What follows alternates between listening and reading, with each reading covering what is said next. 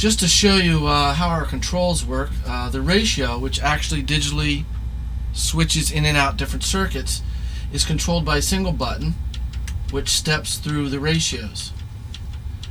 This allows us a lot of control. First of all, it's reproducible. You don't have a little play in there between these standard knobs. And second of all, by being digitally controlled, we can actually click in and out different compressor circuits. We have extended functions here also. We have a high-pass filter in the detector, not letting the unit respond to the low frequencies. We have a bandpass, which basically you get up into the 3, 4, 5 kilohertz range. If there's a lot of that, it's going to turn those frequencies down a little bit further. And then we have combinations, and we also have link. And of course, you can get all three on, have it linked with a band emphasis and a high-pass circuit, all going to the detector. And in the audio, we have a high-pass rolling off about 60 hertz on down. We have a distortion too, which adds second harmonic, a lot like some tube gear Class A transistors. You can combine those two. And lastly, we have a distort 3, which is flattening of the tops and bottoms of the waveforms, a lot like analog tape does.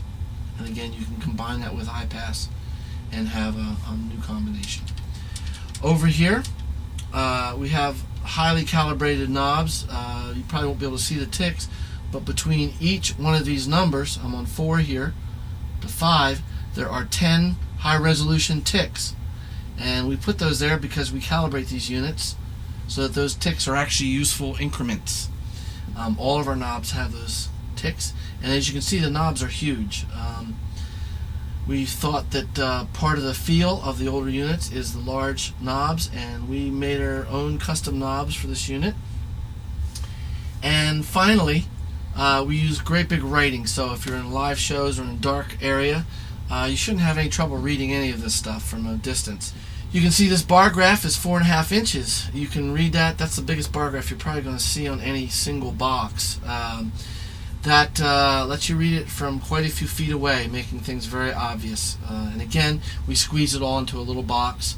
Multiplexing the switches eliminated dozens of switches. If we had to have a switch for each one of these functions, I think at one point we figured you'd need 16 switches on the front panel, which we got away from and squeezed onto a single height by using Multiplexed Controls. We used a Multiplex Control on here.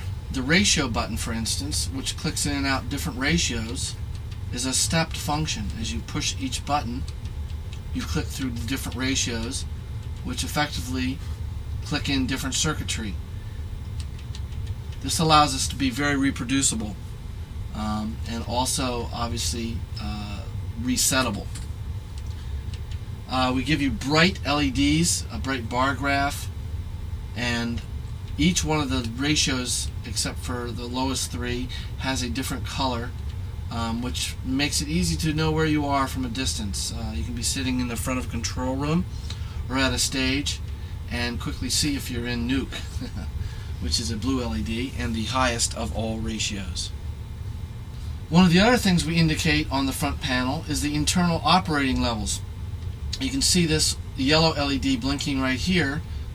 If I slow up the attack and possibly go to a different ratio here, we can make both of these light up.